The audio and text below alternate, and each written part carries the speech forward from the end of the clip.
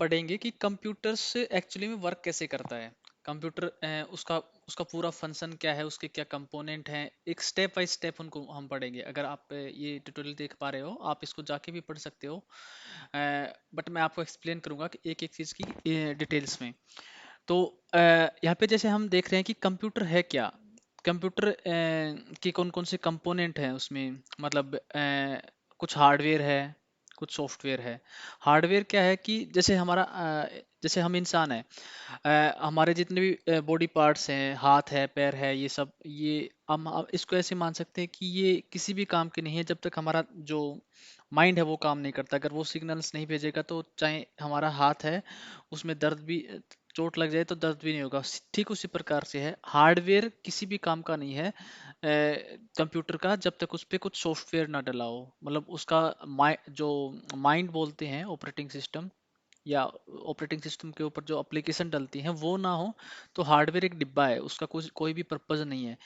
तो हम इसको अ, अ, दो हार्डवेयर को हम ऐसे भी बोल सकते हैं कि ये टेंजिबल पार्ट है, ये रियल पार्ट तो हार्डवेयर है कंप्यूटर में। इसको बोलते हैं कि hardware is tangible part, hardware is tangible part, and software is intangible part. अगर आप देख रहे हो, software is intelligent set of instruction. Okay, it's in, तो सॉफ्टवेयर रियल नहीं है, हार्डवेयर रियल है, मतलब वो एग्जिस्ट करता है। सॉफ्टवेयर तो उसके हार्डवेयर को कम्युनिकेट करा के अपना पर्पज सोल्व करवाता है हमसे। ठीक है, तो उसी जैसे हमारा ह्यूमन की जैसे एनाटॉमी है, ऐसे ही कंप्यूटर की समझो। जैसे ह्यूमन का अपना स्ट्रक्चर है, जो उसकी फंक्शनिंग है, कैसे वो फंक्शनिंग करता है, वैसे ही कंप्यूटर करता है।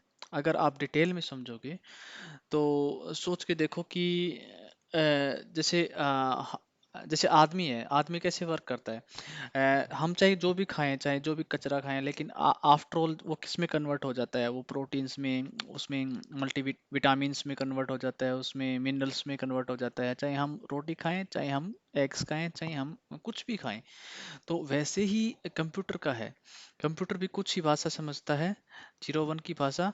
अगर हम उससे और कुछ काम करवाना चाहते हैं तो हमें उस चीज़ को कन्वर्ट करा करा के 01 की फॉर्म में पहले कन्वर्ट करना पड़ेगा। तो तो ही वो समझेगा। तो सेम जैसे हमारी बॉडी है, उसको अगर बोन बनाना है तो उसे क्या चाहिए, उसे विटामिन डी चाहिए। विटामिन डी के वो किस सोर्स से, श्योर समझो खा रहे हैं, लेकिन अल्टीमेटली विटामिन डी में कन्वर्ट करेगा हमारी जो फंक्शनिंग है बॉडी की, तभी तो हमारी हड्डियां बनेंगी, नहीं नहीं बनेगी।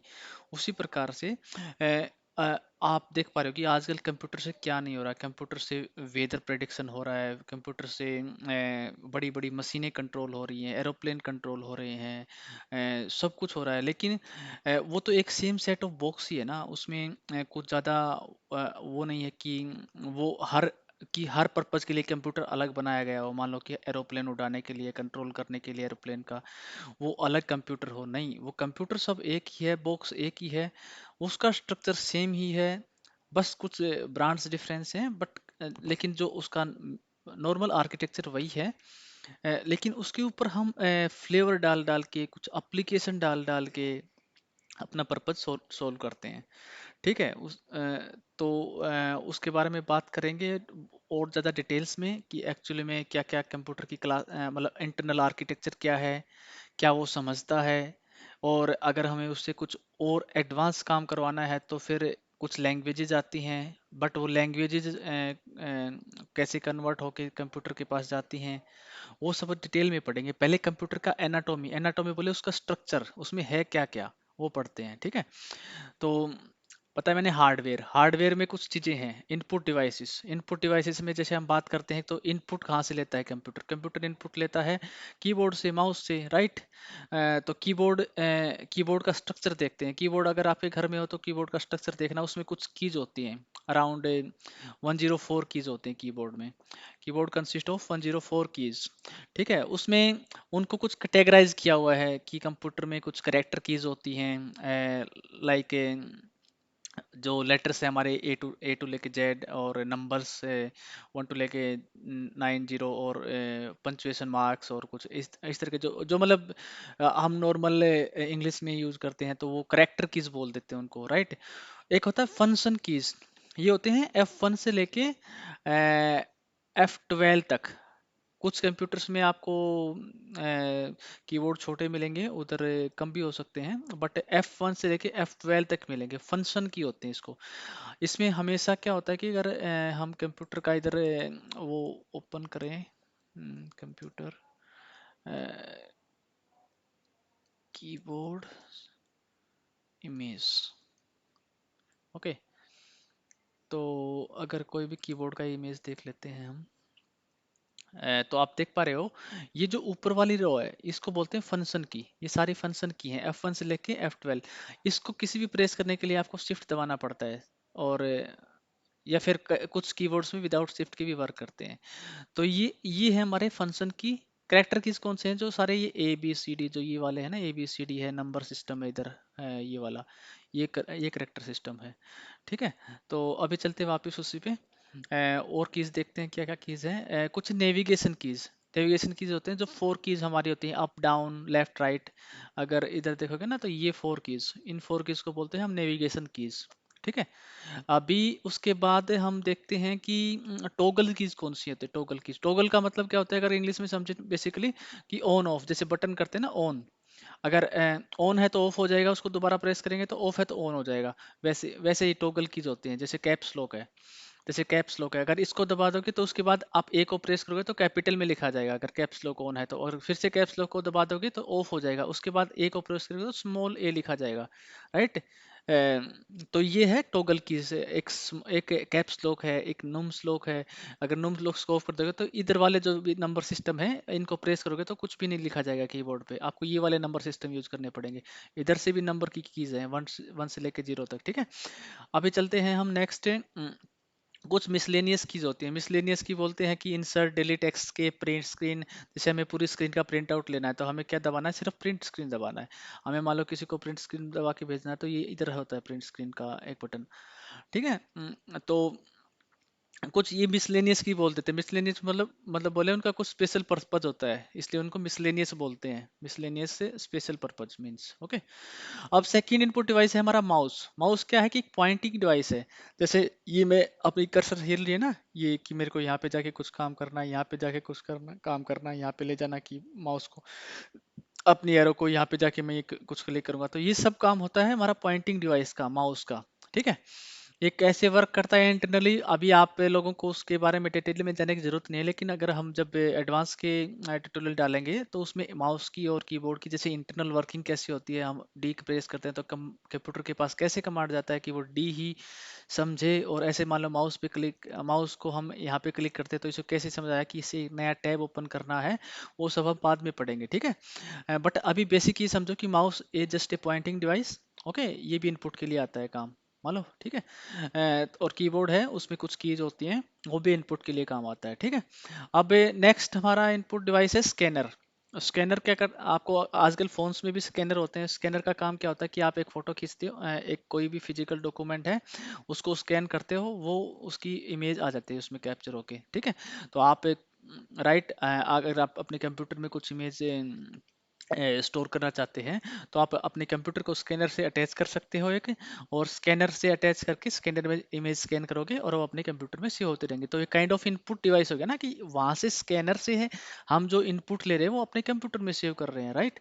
तो वो एक इनपुट डिवाइस हो गया, ठीक है। अब उसके बाद हम जाते हैं आउटपुट डिवाइसेस पे। आउटपुट डिवाइस कौन से, कि जहाँ पे कंप्यूटर आउटपुट देता है कुछ प्रोसेसिंग के बाद, राइट। तो जैसे अभी ये जो आप स्क्रीन देख पा रहे हो इसको क्या बोलते हैं? मॉनिटर। मॉनिटर, चाहे वो लैपटॉप का मॉनिटर हो या फिर कंप्यूटर का मॉनिटर हो, ठीक है। वो मैनी मैनी टाइप्स के होते हैं। कुछ पहले नॉर्मल टाइम पे सीआरटी आते थे, कैथोड रे ट्यूब, और एलसीडी आते थे, liquid crystal display, but now it is LED आ रहे हैं, ठीक है। अब वो क्या इंटरनल वर्किंग करते हैं वो उस पे अभी आपको नहीं जाना है, कि आपका मॉनिटर कैसे वर्क करता है, कैसे आपने बटन ग्रीन दिख रहा है, और कैसे ये इमेज यहाँ पे आपको जो भी ओपन करते हैं वो दिखता है, ग्राफिक्स कैसे डिस्प्ले होते हैं इसके। वो एक कंप्लीट अपने आप में एक पूरा चैप्टर है, और उसको मान सकते हो कि कंप्यूटर ग्राफिक्स के नाम से एक टॉपिक होता है। अगर आप पढ़ना चाहो उसको सेपरेटली तो पढ़ सकते हो इंटरेस्ट के लिए, बट वो ज़्यादा डिटेल का टॉपिक है कि मॉनिटर वर्क कैसे करता है, और क्या क्या टाइप्स होते हैं मॉनिटर के, और क्या क्या डिफरेंस होता है उसमें। तो अभी के लिए समझो कि monitor just an output device फिर कि कंप्यूटर कुछ अपना डिस्प्ले करता है, ठीक है। अब जैसे मॉनिटर्स है, ये काइंड ऑफ टीवी बोल सकते हो इसको, ठीक है। बट उसको हम सीपीयू से अटैच कर देते हैं अपने, ताकि जो सीपीयू का आउटपुट हो वो उधर दिखे, ठीक है। तो ये होगा हमारे टाइप ऑफ मॉनिटर्स हैं, सीआरटी है, एलईडी है, वो मैंने आपको एक्सप्लेन कर ही दिया। वो सिर्फ टेक्नोलॉजी डिफरेंस है, कुछ इलेक्ट्रॉनिक डिफरेंस है उनमें। कैसे आपकी इमेज बिल्डअप होती है, कैसे आपका कंप्यूटर का ग्राफिक डिस्प्ले होता है। आप अगर जैसे नाउ डेज देख रहे हो तो ये कैसे नाउ डेज कंप्यूटर पे ऐसे लिखा दिखता है, वो सब चीज़ डिटेल्स में है, ठीक है। और मान लो आपने यहाँ पे क्लिक किया तो कंप्यूटर को कैसे समझेगा कि आपने इस लेफ्ट कॉर्नर में यहाँ पे लेफ्ट एरो पे क्लिक किया है, वो कैसे समझता है। वो सब कंसेप्ट है कंप्यूटर का। उसमें क्या होता है कि जैसे एलईडीज होती हैं इसमें, एक्स एक्सिस और वाई एक्सिस पे एलईडी ऐसे मतलब इमिटर होते हैं। तो आपने यहाँ पे क्लिक किया ना, तो इसका मतलब क्या है कि यहाँ पे एक सर्किट है वो क्लोज हो जाएगा, कि जो ऊपर से उसको लगेगा कि यहाँ से और यहाँ से किसी ने एक्शन किया है, तो उसे पता चल जाए कि इस कोऑर्डिनेट पे किसी ने एक्शन किया। तो जो एप्लीकेशन ओपन है उधर क्या एक्शन लेना है हमें, बैक बटन है या क्या है, वो डिटेल्स का टॉपिक है, उसको भी हम टच नहीं करेंगे। Printer is also output device. Output device क्यों है, क्योंकि हम मान लो कंप्यूटर में हमारे एक डॉक्यूमेंट पड़ा हुआ है, हमारा रेज्यूमे पड़ा हुआ है, हम उसको प्रिंट आउट लेना है, ठीक है। उसको तो हम प्रिंटर में उसको कमांड भेज सकते हैं, तो हमारे पास प्रिंट आउट आ जाएगा, आउटपुट मतलब एज दिखाने के लिए, राइट। अब उसके प्रिंटर के बहुत सारे टाइप होते हैं, बट उन पे हम अभी नहीं चाहते, क्योंकि हमारा वो अभी उसमें हमें कुछ नहीं लेना देना। कंप्यूटर के बहुत सारे टाइप आते थे, आप अगर पुराने ज़माने में देखो तो जो कोर्ट्स में मिलते हैं हमें, वो इंक जेट प्रिंटर जो हाथ से लिखते हैं, टिक टिक टिक टिक, वो इधर उधर से पेज को इधर मूव करते हैं, राइट, वो इंक जेट प्रिंटर है। और आजकल लेजर प्रिंटर आ रखे हैं, ठीक है। तो डिफरेंट डिफरेंट ब्रांड्स के, तो अभी उस पर हमें कुछ नहीं लेना देना कि इंटरनल वर्किंग कैसे करता है, पेज की कैसे प्रिंटिंग होती है। मान लो आपने एक पेज अप्लाई किया प्रिंटर को, कहाँ कहाँ पे वो उसको इंक डालेगा, कैसे कैसे उस पर लेटर प्रिंट होंगे, वो सब एक कंसेप्ट है कि बहुत डिटेल कंसेप्ट है, बट अभी उसमें नहीं जाएंगे हम, ठीक है। आप पे कमेंट्स डाल सकते हो अगर आपको किसी को और इन तरह के एडवांस टॉपिक्स वीडियो पसंद है, तो वो हम बना सकते हैं, ठीक है। अब उसके बाद जो जो सीपीयू जो मेन होता है कंप्यूटर में, वो होता है सीपीयू, सेंट्रल प्रोसेसिंग यूनिट। जैसे अपने इंसान में माइंड होता है ना, दिमाग, वैसे ही सीपीयू वर्क करता है। सीपीयू को ऐसे ही सोच सकते हैं जैसे ह्यूमन का माइंड है, वो करता है सारा प्रोसेसिंग का टास्क। इनपुट आउटपुट तो सिर्फ है कि इनपुट लिया और आउटपुट दिखने के लिए, इनपुट लेने के लिए, और उसके बीच में जो प्रोसेसिंग का पार्ट है वो करता है सीपीयू। सीपीयू ये कुछ नहीं, एक छोटी सी चिप होती है, और इसका एक आर्किटेक्चर होता है। अगर आप अपने कंप्यूटर को देखो कि आपका सीपीयू और वो 8085 है, 8086 है, इनके माइक्रो प्रोसेसर होता है उसमें एक, ठीक है। वो डिटेल्स का टॉपिक है। तो बट बेसिकली सीपीयू का काम क्या होता है, ठीक है। ये किससे इंटरेक्ट करता है, इसके अलावा एक ये इंटरेक्शन करता है मेमोरी से। मेमोरी कई टाइप की होती हैं, वो हम डिस्कस करेंगे फर्दर टॉपिक में, कि मेमोरी कुछ हम रैम किसको बोलते हैं, हार्ड ड्राइव किसको बोलते हैं। आपने बोला कि आप जब भी कंप्यूटर पर परचेज करते हो तो आप बोलते हो कि हमें 4 GB रैम का कंप्यूटर चाहिए, हमें 1 TB हार्ड डिस्क का चाहिए, या फिर नाउ एडेज एसएसडी आ रखी है, सॉलिड स्टेट ड्राइव्स, वो जो थोड़ी फास्टर होती हैं स्पीड्स में, डाटा स्टोरेज में और ट्रैवल में। तो अ, उसका है। और ये जो चीज़ें हैं इसमें कि रजिस्टर्स हैं, और कैसे रजिस्टर वर्क करते हैं, इस इवन रजिस्टर भी बहुत सारे इंटरनल कंपोनेंट के बने होते हैं, कि फ्लिप फ्लॉप होता है उधर, वो सब, वो आई थिंक डिटेल्स का टॉपिक है। वो हम अभी बेसिक्स जो स्टार्ट करेंगे कि हम कैसे एक सॉफ्टवेयर डेवलपर बन सकते हैं, कैसे छोटे मोटे अपने प्रोग्राम लिख सकते हैं, हैंड्स ऑन हो सकते हैं, कुछ वर्क कर सकते हैं कंप्यूटर्स में, कुछ लॉजिक लिख सकते हैं, अपना कुछ कैलकुलेटर टाइप का प्रोग्राम बना सकते हैं या कुछ और बना सकते हैं। उसके लिए ये टॉपिक ज़्यादा डिटेल्स की ज़रूरत नहीं है, ये उसके लिए ज़रूरत है जो कंप्यूटर पे आर्किटेक्चर पे काम कर रहे हैं, डिटेल्स में समझ रहे हैं, राइट।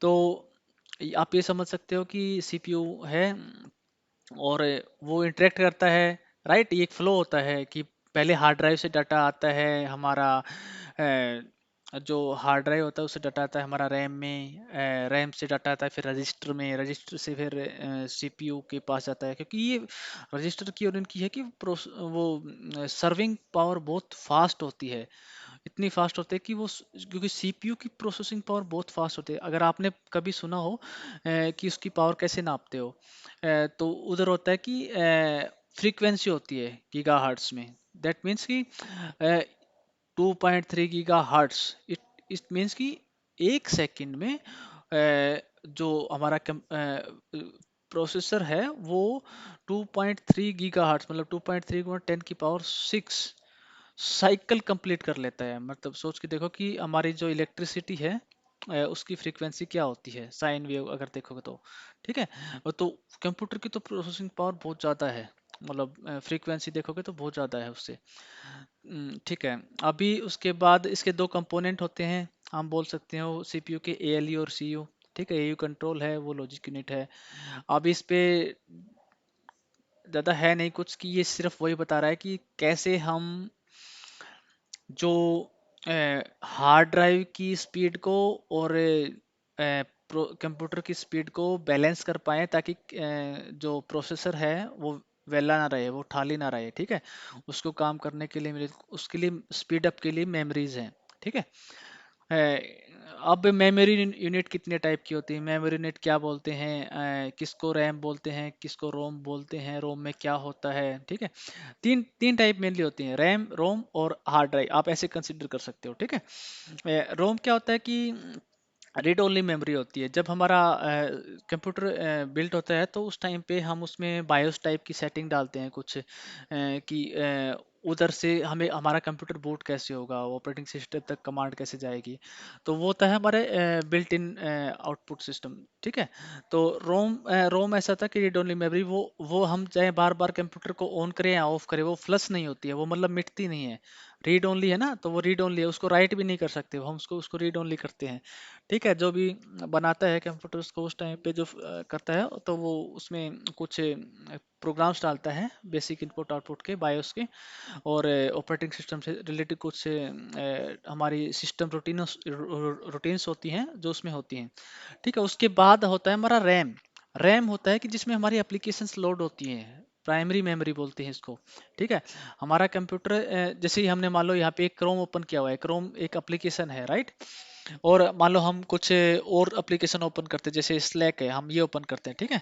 तो ऐसे ही है, जो भी एप्लीकेशन हमने ओपन किया, स्लैक है, एक्टिविटी मॉनिटर है, ये सब चीज़ें हैं, कोई भी एप्लीकेशन ओपन करी वो रैम में ओपन होती है, ठीक है। वो अपना एरिया लेती है रैम में, और उसके बाद हम बोलते हैं कि सेकेंडरी मेमोरी। सेकेंडरी मेमोरी क्या होती है कि जो हार्ड ड्राइव, जैसे आपने बहुत सारे सॉन्ग्स हैं वो हार्ड ड्राइव में सेव कर रखे हैं, लेकिन जैसे ही आप वीएलसी मीडिया प्लेयर पे क्लिक करोगे तो सॉरी तो वीएलसी मीडिया प्लेयर है वो ओपन होगा हमारा रैम में, और फिर उसके बाद जो भी गाने आप प्ले करोगे तो वो स्लोली स्लोली क्या होंगे, गाने पहले हार्ड ड्राइव से सेकेंडरी मेमोरी से रैम में आएंगे, और रैम से फिर वो प्ले होंगे, ठीक है। तो लेकिन रैम कॉस्टली होती है, इसलिए हम क्या करते हैं कि जो मेमोरी हम यूज़ की नहीं होती है उसको वापस से फिर हार्ड ड्राइव पे भेज देते हैं, लेकिन जो करंट प्रोग्राम अभी रनिंग है वो डाटा हमारा रैम से ही लेता है, ताकि वो, क्योंकि उसे सीपीयू से इंटरेक्ट करना होता है, सीपीयू की स्पीड बहुत फास्ट होती है, तो हमें एटलीस्ट कुछ ना कुछ मैच करना पड़ता है स्पीड का, रैम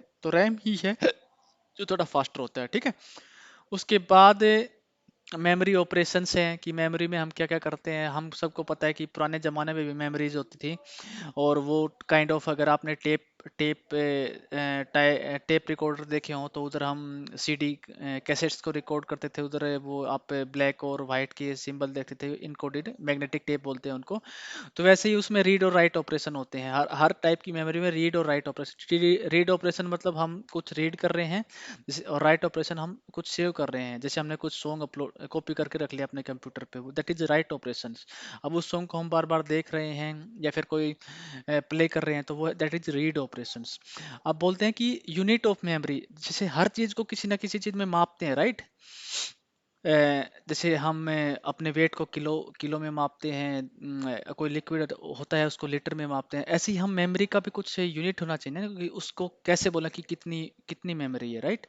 तो उसका कुछ इन्होंने यूनिट बनाई हुई है कि kilobyte, byte, what is byte, ठीक है। हम उसमें बाद में आएंगे कि व्हाट इज बाइट और बिट क्या होता है। कंप्यूटर हमेशा दो चीज समझता है, जीरो और वन, दो ही नंबर समझता है कंप्यूटर, जीरो और वन, जीरो, और इन दोनों को बोलते हैं बिट। जीरो और वन दो बिट होते हैं जिसके ऊपर सारा कंप्यूटर चलता है, ठीक है।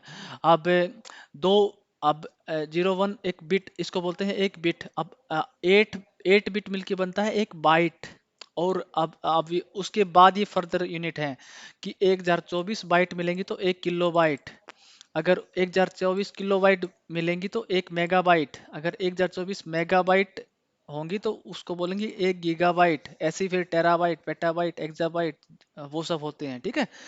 तो हम बोलते हैं ना कि हमने 1 टीबी की हार्ड डिस्क ली है, दैट मीन्स कि हमने उसमें इतना डाटा स्टोर कर सकते हैं कि 1024 गीगाबाइट, और वो multiplied by megabyte, kilobyte, byte और बिट, मतलब उसमें इतना डाटा स्टोर हो सकता है। ये होता है मेमोरी यूनिट, ठीक है, कि उसको किस तरह से नापते हैं, ठीक है। एक सबसे इम्पोर्टेंट कंसेप्ट होता है कि हमारे प्रोसेसर का जो हमारा प्रोसेसर है, सीपीयू है, वो कितने बिट का है, ठीक है। बिट का उसका आर्किटेक्चर क्या है, वो 32 बिट है या 64 बिट है। ये इंस्ट्रक्शन का साइज होता है कि कितने बिट की इंस्ट्रक्शन वो ले रहा है, ठीक है। तो 32 बिट है या 64 बिट है, तो ये आप इजीली देख, क्योंकि बहुत सारे जो सॉफ्टवेयर एप्लीकेशन आप उस कंप्यूटर पे डालोगे वो डिपेंडेंट होते हैं उस कंप्यूटर के बिट साइज पे। अगर आपका कंप्यूटर 64 बिट प्रोसेसर का है और आप 32 बिट प्रोसेसर के उस पर प्रोग्राम डालोगे तो वो वर्क नहीं करेंगे। तो हर प्रोग्राम जो भी कोई भी आप डाउनलोड करके डालना चाह रहे हो, चाहे आप पीएलसी प्लेयर डालना चाह रहे हो या कुछ भी डालना चाह रहे हो, तो उसका कुछ देख लीजिए कि पहले अपना कंप्यूटर किस प्रोसेसर का है। उसको देखने के लिए बहुत सारे तरीके हैं, ठीक है। हर हर हर टाइप ऑफ कंप्यूटर के अलग हैं। कोई मैक ऑपरेटिंग सिस्टम है, कोई विंडोज़ है। जैसे आप कहीं भी देखोगे तो इसमें आपको जैसे मैक है, ठीक है। तो इधर से आपको देखना है तो ये सब भी उसका एक्टिविटी मॉनिटर लगाया हुआ है मैंने, ठीक है। तो इसको मैं दिखाता हूँ। ओके, सो ओके, मैंने एक्सप्लेन कर दिया कि 32 और 64 बिट प्रोसेसर का क्या डिफरेंस होता है, ठीक है। विंडोज़ में एक कमांड होती है, अगर आप टाइप करोगे ना कि DXDIAG, ठीक है, तो आपको बता देगा कि आपके कंप्यूटर की पूरी डिटेल क्या है, आप वो किस टाइप का है, ठीक है। ऐसे ही मैक में होता है, अगर मैक में अगर आप इस पे जाओगे सिस्टम सिस्टम प्रेफरेंस, तो इधर से वो आपको बहुत सारी चीज़ें दिखाएगा इसमें, शेड्यूल्स, और बट आप अगर आपको सिर्फ वो देखना है तो इसमें अबाउट दिस मैक, ठीक है, ये दिखाएगा कि इस पे कौन सा ऑपरेटिंग सिस्टम डला हुआ है, ये और ये कितनी रैम, इसमें मेमोरी कितनी है, 16 GB है, ठीक है। DDR3 रैम है, और प्रोसेसर क्या है इसका, 2.5 गीगाहर्ट्ज क्वाड कोर है, इंटेल कोर i7 प्रोसेसर है। ग्राफिक्स कौन सा है, इसका सीरियल नंबर क्या है, ठीक है। डिस्प्लेस क्या है इसमें, बिल्ट इन रेटिना डिस्प्लेस है, ठीक है। ये हार्ड डिस्क है इसमें, ठीक है। और चीज़ें जितनी भी है इसमें, रिसोर्सेज जितने भी हैं वो दिखाएगा इसमें, ठीक है। ओके। हम्म।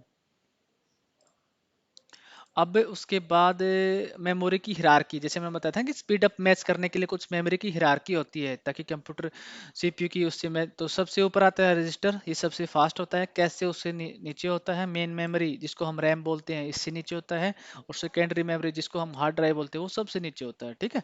अब हम बोलते हैं इंटरफेस यूनिट। नेक्स्ट जाता है इंटरफेस यूनिट। जैसे आप कंप्यूटर पे जाओगे देखोगे तो आपको बहुत सारे पोर्ट मिलेंगे, ठीक है, इनपुट आउटपुट पोर्ट मिलेंगे, कुछ यूएसबी पोर्ट होंगे। आप अगर पेन ड्राइव में डाटा लेना चाह रहे हो या देना चाह रहे हो तो उसके लिए यूएसबी पोर्ट है। इन सब की कुछ इंटरफेस होते हैं कि ये किस टाइप की वोल्टेज लेते हैं और किस टाइप का डाटा ये ट्रांसफर करते हैं। ठीक है, वो सब इंटरफेस यूनिट से डिस्क्राइब होता है। ठीक है। हम्म, और ये ज़्यादा डिटेल का टॉपिक है कि इंटरनली कैसे डाटा जाता है इनपुट डिवाइस से एड्रेस बस के थ्रू होके, मान लो प्राइमरी मेमोरी में कैसे जाता है, सेकेंडरी में जाता है। ठीक है, अब आप इसको छोड़ सकते हो। अब है मदरबोर्ड। मदरबोर्ड होता है कि जिस पे सारे हार्डवेयर कंपोनेंट अटैच होते हैं, कि जैसे मान लो उस पे कोई यूएसबी पोर्ट ही है कंप्यूटर में, वो उससे अटैच होता है। हार्ड ड्राइव है वो अगर इधर देख पा रहे हो कि सीपीयू है, ये सीपीयू का फैन है। और इधर आपका देख रहे हो कि बहुत सारे स्लॉट हैं, पीसीआई स्लॉट, यहाँ पे रैम डलती है। ये जो पीसीआई स्लॉट देख रहे हो यहाँ पे रैम डलती हैं। और इधर से आप देख रहे हो कि सीमोस बैटरी है ये। और ये हार्ड ड्राइव है जहाँ पे आपकी हार्ड डिस्क होती है। ठीक है, मेमोरी स्लॉट्स हैं ये, और एक्स्ट्रा स्लॉट डालने के लिए। ठीक है। और इसमें पावर सप्लाई, जैसे कंप्यूटर में पावर सप्लाई आता है ना, यहाँ से आता है, यहाँ से सप्लाई आती है, पूरा मदरबोर्ड में लाइट आ जाती है। ठीक है। अब वो अलग अलग पोर्ट्स पे सप्लाई करता है। ये यूएसबी पोर्ट है यहाँ पे, ये माउस के लिए, कीबोर्ड के लिए, राइट। जितने भी स्लॉट आपने देखे होंगे तो मदरबोर्ड क्या है कि पूरा आर्किटेक्चर है इस पे।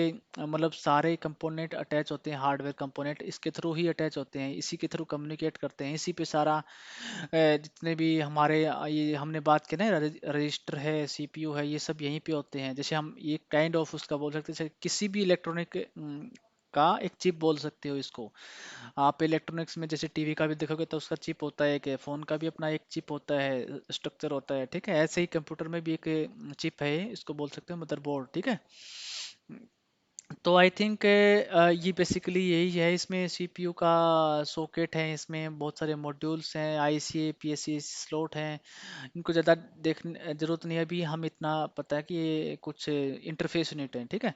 सिस्टम यूनिट इसको कुछ नहीं बोलते, कि हम सारे चीज़ों को मिला के एक कैबिनेट में डाल देते हैं, एक डिब्बे में, उसको सिस्टम यूनिट बोल सकते हो, कैबिनेट बोल सकते हो। ठीक है, ये अलग अलग टाइप के होते हैं, एटीएक्स और जो कोई छोटे बड़े आते हैं आजकल मार्केट में, हर तरह के उसको। अच्छा, उसका कुछ नहीं है, वो सिर्फ इतना है कि हम अपने सामान को कैसे बंद करके रखते हैं, एक छोटे डिब्बे में या बड़े डिब्बे में। That is a cabinet, ATX cabinet बोल सकते हैं उसको। ठीक है। अब उसके बाद हम नेक्स्ट करेंगे सॉफ्टवेयर के बारे में डिस्कस, वो नेक्स्ट वीडियो में करेंगे। हार्डवेयर में हमने मोस्टली मेजरली चीज कंप्लीट कर ली। ठीक है, तो थैंक यू।